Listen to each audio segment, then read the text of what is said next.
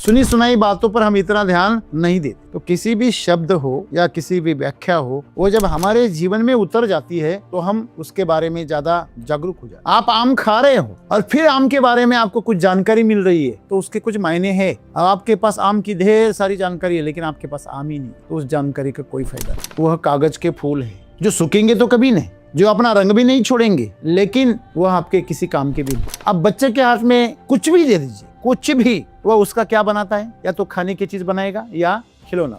क्यों?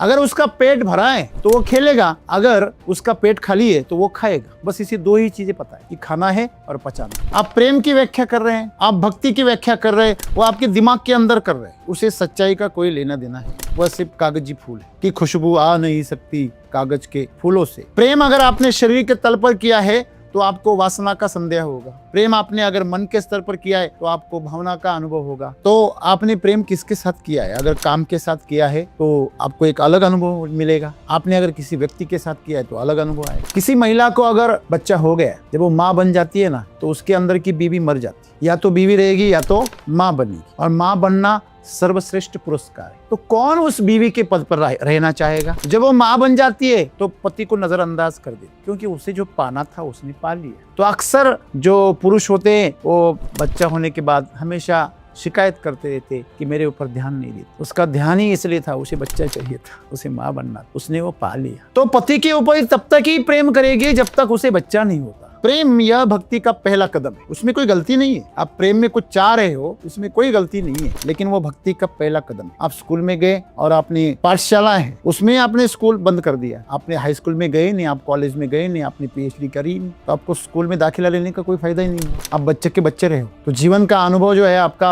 अधूरा रहेगा। अभिमन्यु ने चक्रव्यूह तोड़ने का ज्ञान तो अर्जित किया, लेकिन उससे बाहर निकलने के वक्त तब माँ सो गई तो अधूरा ज्ञान रह गया। उसका नतीजा पूरी समाज के सामने है, इतिहास के रूप में आज छपा है। तो हमारा जीवन अभिमन्यु की तरह है। तो प्रेम अभिमन्यु है, अधूरा है। तो आपने सुना होगा प्रेम हमेशा अधूरा ही रहता है। जो पूरा हो सके वो प्रेम होता ही नहीं। क्यों? क्योंकि वो किसी और के रिस्पॉन्स के ऊपर डिपेंडेंट। तो माँ बच्चे के साथ भक्त रहती है और बच्चा मात्र अपनी माँ के साथ प्रेम में रहे। बच्चे से रिस्पांस भी मिले या ना मिले तो भी माँ का प्रेम रहता ही रहता है। और बच्चा जो है वह जब तक माँ से दूध मिल रहा है, माँ जब तक खाना खिला रही है, जब पास में बिठा रही है, सिर से हाथ फेरा रही है, अपने पास बिठाकर हाथ से खिला रही है, प्रेम लुटा रही है, तब तक ही रहता है माँ की प्रेम में, माँ के आलिंगन में। जिस पल यह यौवन में चला जाता है तो उसकी जरूरतें बदल जाती, तो उसकी जरूरतें कोई और पूरा कर रहा है तो वो उस तरफ मुड़ जाता। तो प्रेम ऐसा है, प्रेम उसी के साथ टिकता है जो क्या करता है, बदले में कुछ देता है। पानी किसको डुबाता है? जो तैरना नहीं जानता। पानी सबको नहीं डुबाता, जो जिंदा नहीं है उसको तो वो तैराता है। मतलब पानी का स्वभाव डुबाना है ही नहीं। डूबता तो वो है जो तैरना नहीं जानता। अगर जिंदा है फिर भी तैरना नहीं जानता, उससे पानी डुबा दे। पानी मतलब प्रकृति है, पंचमहाभूत है। आपको धरती से कुछ मिल रहा है, आप उससे तो सब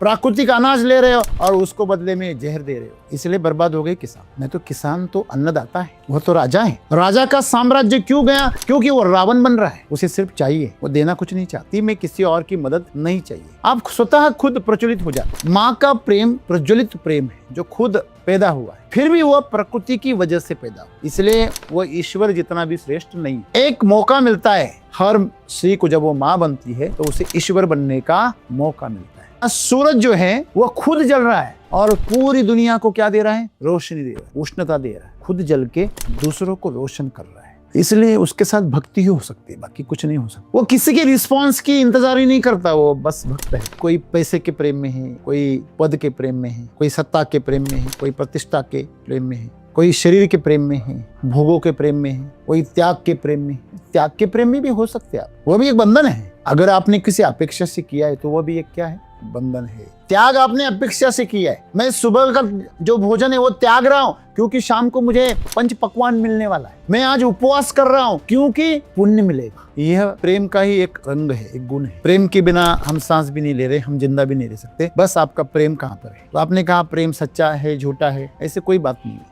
प्रेम गलत दिशा में है, सही दिशा में, बस इतनी सी बात। किसी भी दो के बीच में जो होता है वो प्रेम होता है, ये हमेशा याद रखना। आप कह रहे नहीं कि सर प्रेम नहीं है, घृणा है, वो भी प्रेम ही है। प्रेम का मतलब संबंध। जितने दोस्त एक दूसरे से संबंधित नहीं होते उतने शत्रु हो जाते, आप हमेशा याद रखें। कहा गया है कि आप दोस्त अगर होश में रहकर ना चुने तो ठीक है, कोई बात नहीं है, लेकिन आपके शत्रुओं को आपको पूरी तरह सावधानी से चुनना चाहिए। क्योंकि उनके गुण आप में आ जाते। उन्होंने अग्निअस्त्र छोड़ दिया तो आपको जलास्त्र छोड़ना पड़ता है, उसने अगर नागास्त्र छोड़ दिया तो आपको वासुकी अस्त्र छोड़ना पड़ता है। आपके शत्रु के पास जो यंत्र है, जो हथियार है, उसका सामना करने के लिए आपको भी वैसे हथियार उसके तोड़ लेनी पड़ती। तो शत्रु के साथ जो संबंध होते ज्यादा गहरे होते दोस्त से, ये हमेशा याद रखिए। आपको पता है, आप किसी भी दुखी आदमी के पास चले जाओ, उसको एक जोक सुना, उसी जोक से वो पिछली बार 5 मिनट हंस रहा था, 5 मिनट लगातार हंस रहा था, बार बार आपको याद दिलाकर अरे क्या जोक बताए, और इस बार वो उस जोक से चिढ़ गया, क्योंकि वो दुख में ही रहना चाहता है, वो दुख से बाहर नहीं आना चाहता, उससे भी उसे प्रेम हो जाता है। बहुत गहरी बात है, शायद आपके समझ में ना आए। शराबी शराब को छोड़ना ही नहीं चाहता, इसीलिए तो नहीं छूटती। वो बोलता है मैं तो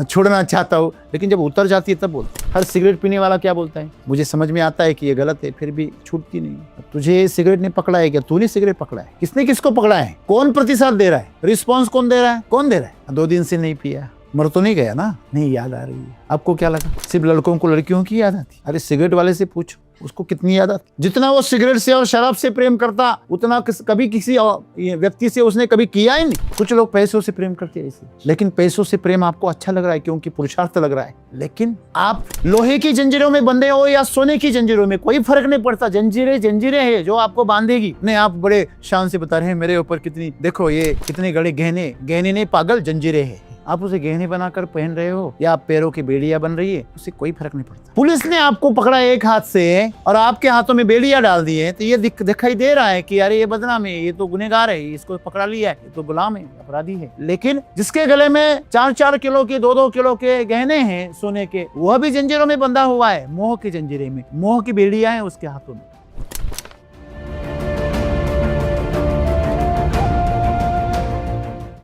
प्रेम अगर सच्चा हो तो वहाँ रिस्पॉन्स की कोई ज़रूरत नहीं पड़ती। आज का जो प्रेम और भक्ति है, उसमें हर जगह कोई ना कोई स्वार्थ ही जुड़ा हुआ है। भक्ति में भी स्वार्थ होता है ना सर, किसी कारण से हम भक्ति करते हैं, किसी कारण से ईश्वर के पास जाते हैं। प्रेम और भक्ति की रेखा मतलब इतनी या उनका संबंध इतना कमज़ोर हो सकता है।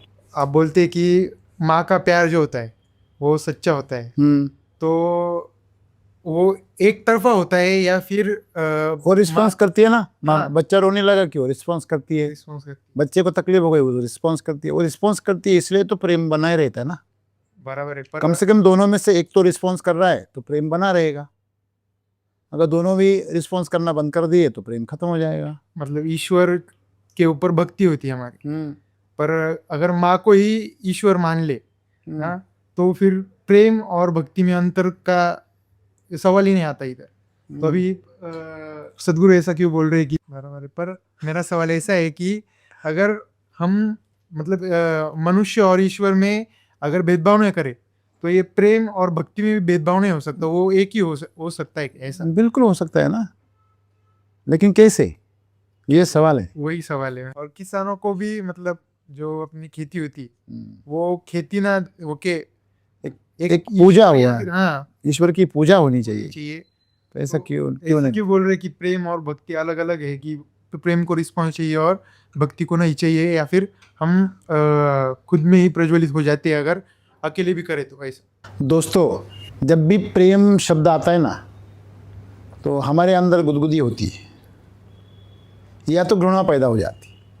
अगर आपका आज तक का अनुभव अगर अच्छा है तो आपको अच्छी भावनाएं होती है। अगर उसके अंदर अगर आपका अनुभव अगर खट्टे मीठे है, तीखे है, आपने बहुत विरह या विश्वासघात से है, तो आपको प्रेम शब्द से घृणा होगी।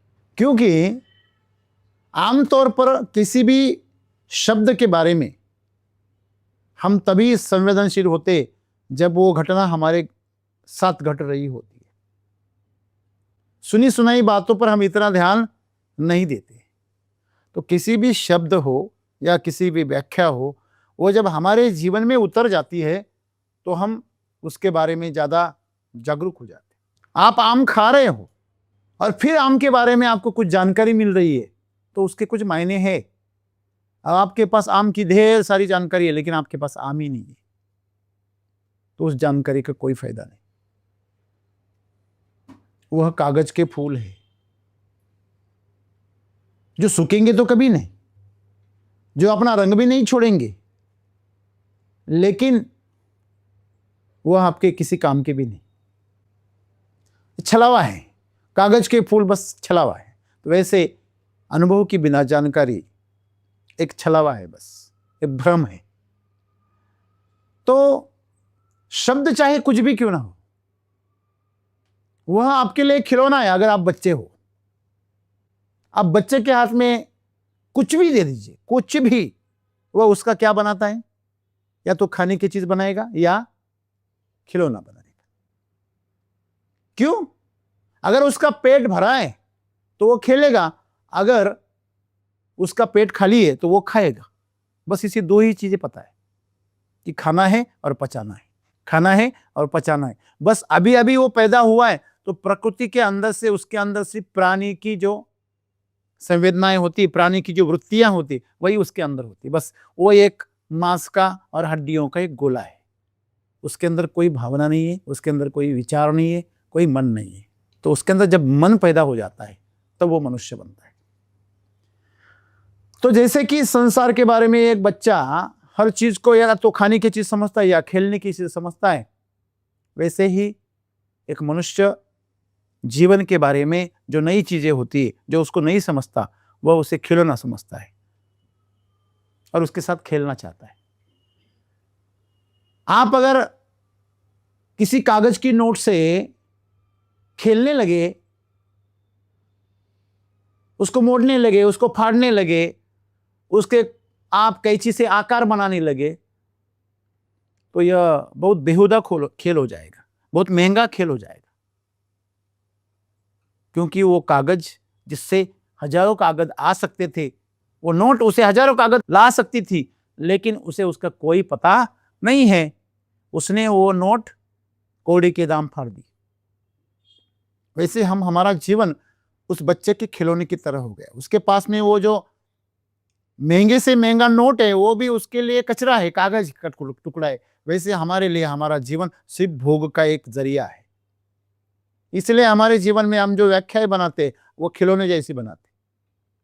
वो खिलौने की व्याख्या है आपकी, उसमें सच्चाई से उसका कुछ लेना देना है नहीं। आप प्रेम की व्याख्या कर रहे हैं, आप भक्ति की व्याख्या कर रहे हैं, वो आपके दिमाग के अंदर कर रहे हैं, उसे सच्चाई का कोई लेना देना है नहीं।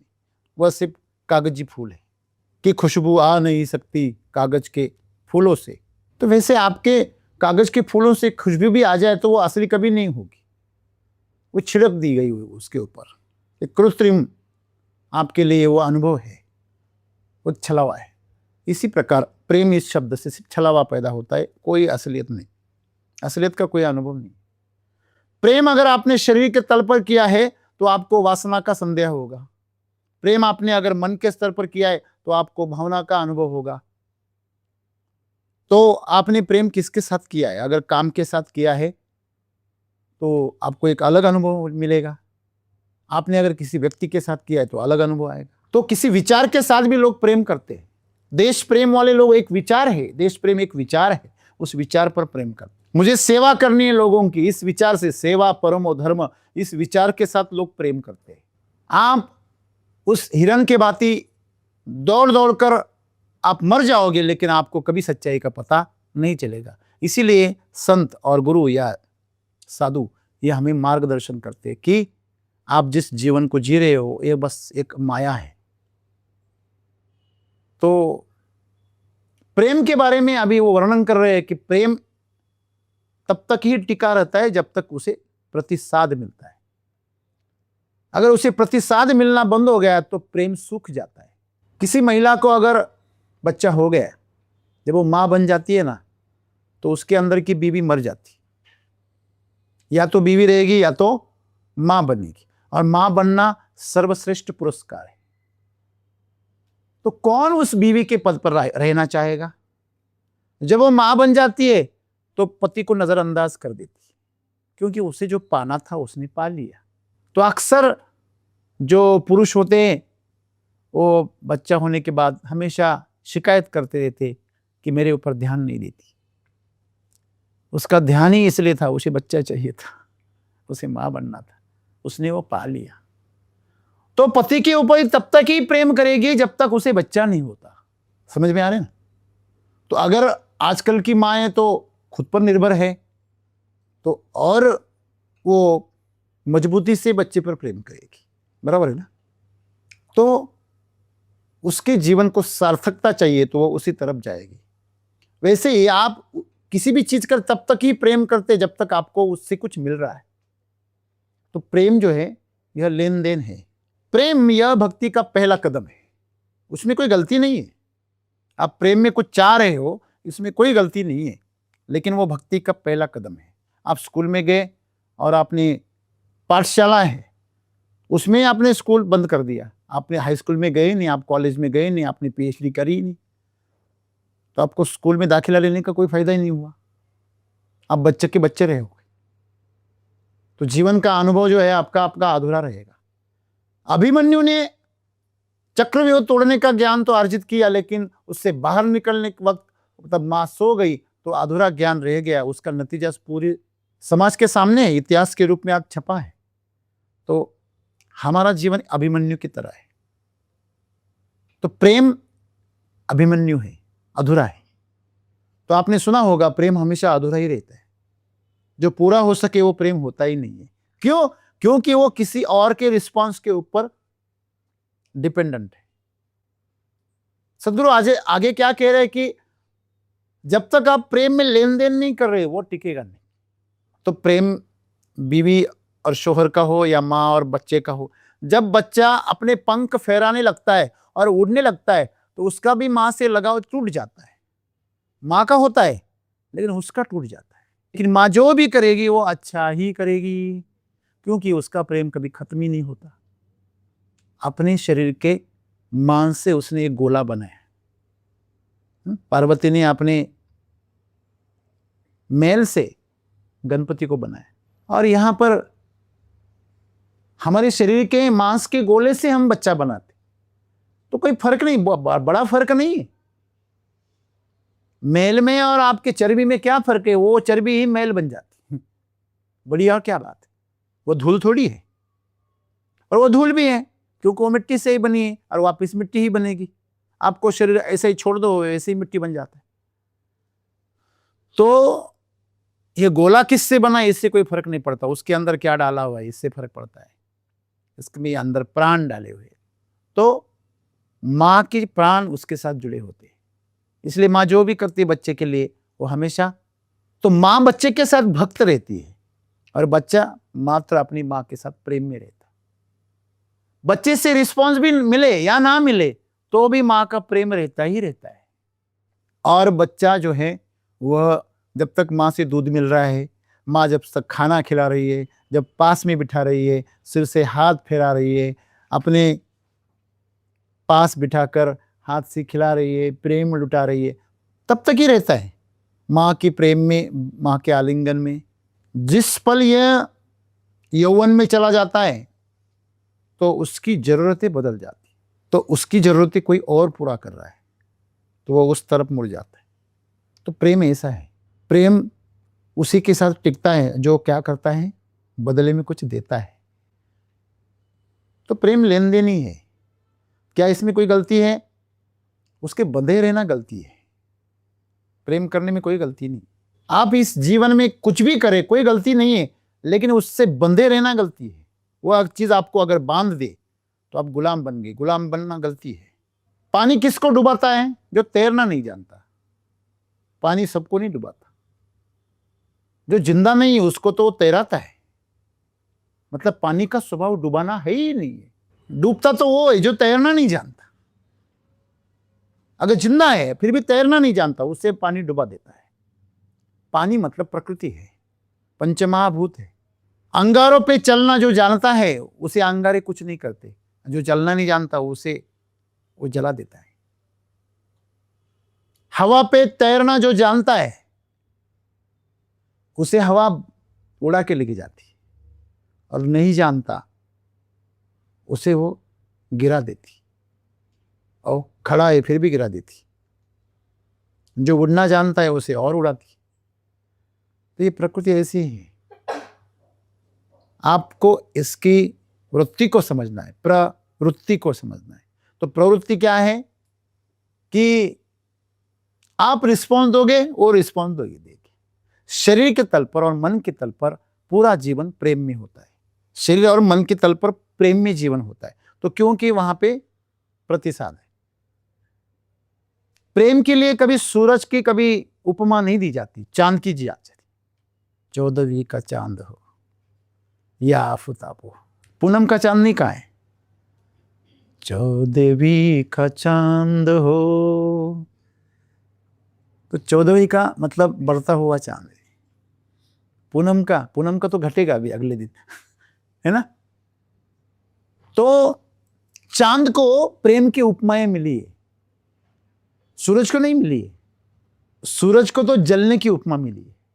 अगर सूरज की तरह जलोगे तो चमकोगे। चांद रोशनी को सोखता है और रिफ्लेक्ट करता है, उसका अपना कुछ भी नहीं है। मिलेगा तो देगा, वह खुद का कुछ नहीं देता, उसमें से भी सोख लेता है। अगर उसे 100% अगर रोशनी मिल रही है सूरज से, तो उसमें से कुछ प्रतिशत वो हमें रिफ्लेक्ट कर देता है, बाकी सब खुद के पास रख लेता है। तो यह उसका प्रेम है। तो प्रेम ऐसे ही है, आप उसे दोगे 100 में, वो आपको आधे में देगा। प्रेम यही है। और इसमें भी कम से कम देने का भाव है। जो मिला है उससे कम से कम देने का भाव है।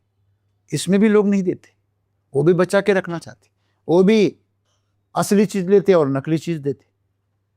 आपको धरती से कुछ मिल रहा है, आप उससे तो सब प्राकृतिक अनाज ले रहे हो और उसको बदले में जहर दे रहे हो। इसलिए बर्बाद हो गए किसान। मैं तो किसान तो अन्नदाता है, वो तो राजा है। राजा का साम्राज्य क्यों गया? क्योंकि वो रावण बन रहा है। उसे सिर्फ चाहिए, वो देना कुछ नहीं चाहता। तो इतनी वासना उसकी इतनी बड़ी है कि खुद का साम्राज्य इतना बड़ा हो और किसी के पास कुछ भी ना रहे, सब मेरे पास हो। देवता भी मेरे पास, राक्षस भी मेरे पास, ग्रह भी मेरे पास, सभी गंधर्व किन्नर सभी मेरे पास, मेरी सेवा में रहे। बस इस दुनिया में मेरे सिवा कुछ और भी ना रहे, तो संतुलन बिगड़ जाएगा ना सर। तो यही है प्रेम। क्या मांगता है? प्रतिसाद मांगता है। तो जो प्रतिसाद नहीं देता, वहां पे प्रेम नहीं बसता। देखिए, अभी सदगुरु आगे कह रहे कि भक्ति में किसी और की मदद नहीं चाहिए, आप स्वतः खुद प्रज्वलित हो जाते। मां का प्रेम प्रज्वलित प्रेम है, जो खुद पैदा हुआ है, फिर भी वह प्रकृति की वजह से पैदा हुआ है, इसलिए वह ईश्वर जितना भी श्रेष्ठ नहीं है। एक मौका मिलता है हर स्त्री को, जब वो मां बनती है तो उसे ईश्वर बनने का मौका मिलता है। आप देखना, सूरज जो है वह खुद जल रहा है और पूरी दुनिया को क्या दे रहा है? रोशनी दे रहा है, उष्णता दे रहा है, खुद जल के दूसरों को रोशन कर रहा है। इसलिए उसके साथ भक्ति ही हो सकती है, बाकी कुछ नहीं हो सकता। वो किसी के रिस्पॉन्स की इंतजार ही नहीं करता, वो बस भक्त है। देखो, एक गुलाब है, उसकी खुशबू और उसकी सुंदरता फैली हुई है, तो आप उसकी प्रशंसा करें, इस झंझट में नहीं पड़ता, वो बस खिल जाता है, बस सुगंध को उंडेल देता है। आप उसकी सुगंध को ले रहे हैं और अच्छा महसूस कर रहे हैं या बुरा महसूस कर रहे, उसे उसका कोई लेना देना नहीं, बस अपनी मस्ती में। यह भक्ति है। आपको कुछ मिल रहा है इसलिए आप काम कर रहे हो, यह प्रेम है। प्रेम के बिना आप जिंदा ही नहीं रह सकते, आप सांस भी नहीं लोगे। अब प्रेम में हर कोई है, कोई पैसे के प्रेम में है, कोई पद के प्रेम में है, कोई सत्ता के प्रेम में है, कोई प्रतिष्ठा के प्रेम में है, कोई शरीर के प्रेम में है, भोगों के प्रेम में है, कोई त्याग के प्रेम में है। त्याग के प्रेम में भी हो सकते आप वह भी एक बंधन है। अगर आपने किसी अपेक्षा से किया है तो वह भी एक क्या है? बंधन है। त्याग आपने अपेक्षा से किया है, मैं सुबह का जो भोजन है वो त्याग रहा हूं क्योंकि शाम को मुझे पंच पकवान मिलने वाला है। हेलो, मैं आज उपवास कर रहा हूं क्योंकि पुण्य मिलेगा। यह प्रेम का ही एक रंग है, एक गुण है। प्रेम के बिना हम सांस भी नहीं ले रहे, हम जिंदा भी नहीं रह सकते। बस आपका प्रेम कहां पर है? तो आपने कहा प्रेम सच्चा है झूठा है, ऐसे कोई बात नहीं है। प्रेम गलत दिशा में, सही दिशा में, बस इतनी सी बात है। आप चल रहे हो, आप किसी जगह पे जा रहे हो, तो आप अगर जा रहे हो तो आपको अगर सही दिशा नहीं पकड़ी आपने, तो आप विरुद्ध दिशा में भी जा सकते हैं, तो भटक सकते हैं, आप भटक सकते हैं ना। तो प्रेम में अक्सर भटका जाता है। क्यों? क्योंकि दिशा तय होती है, यही जाना है, यही चाहिए, तो वो नहीं मिला तो प्रेम भंग हो जाता है। तो ऐसे आपको प्रेम रोगी भी मिलेंगे और ऐसे प्रेम भंग होने वाले लोग भी मिलेंगे। उनके जीवन में अनेक बार उनको प्रेम हुआ, अनेक बार उनका प्रेम भंग हो गया। ये सिर्फ लड़के लड़कियों या महिला और पुरुष के अंदर की बात नहीं है, यह हर दो के बीच के संबंध की बात है। किसी भी दो के बीच में जो होता है वो प्रेम होता है, ये हमेशा याद रखिए। आप कह रहे नहीं कि सर प्रेम नहीं है, घृणा है, वो भी प्रेम ही है। प्रेम का मतलब संबंध है ना। जितने दोस्त एक दूसरे से संबंधित नहीं होते उतने शत्रु हो जाते, आप हमेशा याद रखना। कहा गया है कि आप दोस्त अगर होश में रहकर ना चुने तो ठीक है, कोई बात नहीं है, लेकिन आपके शत्रुओं को आपको पूरी तरह सावधानी से चुनना चाहिए, क्योंकि उनके गुण आप में आ जाते। उन्होंने अग्नियास्त्र छोड़ दिया तो आपको जलास्त्र छोड़ना पड़ता है। उसने अगर नागास्त्र छोड़ दिया तो आपको वासुकी अस्त्र छोड़ना पड़ता है। आपके शत्रु के पास जो यंत्र है, जो हथियार है, उसका सामना करने के लिए आपको भी वैसे हथियार उसके तोड़ लेनी पड़ती। तो शत्रु के साथ जो संबंध होते ज्यादा गहरे होते दोस्त से, ये हमेशा याद रखिए। तो सदगुरु यहां पे कह रहे हैं कि प्रेम तो आपका होगा, हर पल होगा, सिर्फ सवाल यह है कि आपकी इच्छा से हो रहा है या आपकी अनिच्छा से हो रहा है। तो होता ही रहता है, वो तो है ही। या तो आप तीखा खा रहे हो या तो आप मीठा खा रहे हो, या आप किसी न किसी स्वाद को ले ही रहे हो। या तो प्रकाश होगा या अंधेरा होगा, या दोनों भी थोड़ा मिक्स होगा, लेकिन होगा। खाली कभी नहीं रहता जगह। वैसे प्रेम खाली कभी नहीं रहता, वो किसी न किसी के साथ जुड़ा ही रहता है। या तो दुख के साथ जुड़ा है। आपको पता है, आप किसी भी दुखी आदमी के पास चले जाओ, उसको एक जोक सुनाओ, उसी जोक से वो पिछली बार 5 मिनट हंस रहा था, 5 मिनट लगातार हंस रहा था, बार बार आपको याद दिलाकर अरे क्या जोक बताए, और इस बार वो उस जोक से चिढ़ गया है, क्योंकि वो दुख में ही रहना चाहता है, वो दुख से बाहर नहीं आना चाहता। उससे भी उसे प्रेम हो जाता है। ये बहुत गहरी बात है, शायद आपके समझ में ना आए। शराबी शराब को छोड़ना ही नहीं चाहता, इसीलिए तो नहीं छूटती। वो बोलता है मैं तो छोड़ना चाहता हूं, लेकिन जब उतर जाती है तब बोलता है। हाँ, हर सिगरेट पीने वाला क्या बोलता है, मुझे समझ में आता है कि ये गलत है, फिर भी छूटती नहीं है। तुझे सिगरेट ने पकड़ा है क्या? तूने सिगरेट पकड़ा है? किसने किसको पकड़ा है? कौन प्रतिसाद दे रहा है? रिस्पॉन्स कौन दे रहा है? कौन दे रहा है? 2 दिन से नहीं पिया, मर तो नहीं गया ना? नहीं याद आ रही है। आपको क्या लगा सिर्फ लड़कों को लड़कियों की याद आती? अरे सिगरेट वाले से पूछो, उसको कितनी याद आती। जितना वो सिगरेट से और शराब से प्रेम करता, उतना कभी किसी व्यक्ति से उसने कभी किया ही नहीं। कुछ लोग पैसों से प्रेम करते हैं ऐसे, लेकिन पैसों से प्रेम आपको अच्छा लग रहा है क्योंकि पुरुषार्थ लग रहा है, लेकिन आप लोहे की जंजीरों में बंधे हो या सोने की जंजीरों में, कोई फर्क नहीं पड़ता। जंजीरें जंजीरें है जो आपको बांधेगी। नहीं, आप बड़े शान से बता रहे हैं मेरे ऊपर कितनी, देखो ये कितने गड़े गहने, गहने नहीं पागल, जंजीरें हैं। आप उसे गहने बनाकर पहन रहे हो या आप पैरों की बेड़ियां बन रही है, उससे कोई फर्क नहीं पड़ता। पुलिस ने आपको पकड़ा एक हाथ से और आपके हाथों में बेड़ियां डाल दी है, तो ये दिखाई दे रहा है कि अरे ये बदनाम है, ये तो गुनहगार है, इसको पकड़ा लिया है, ये तो गुलाम है, अपराधी है। लेकिन जिसके गले में 4-4 किलो के 2-2 किलो के गहने हैं सोने के, वह भी जंजीरों में बंधा हुआ है, मोह की जंजीरें में, मोह की बेड़ियां हैं उसके हाथों में, लेकिन वो दिखता नहीं है। वो साधु संतों को दिखता है कि इससे तो ये बड़ा अपराधी है।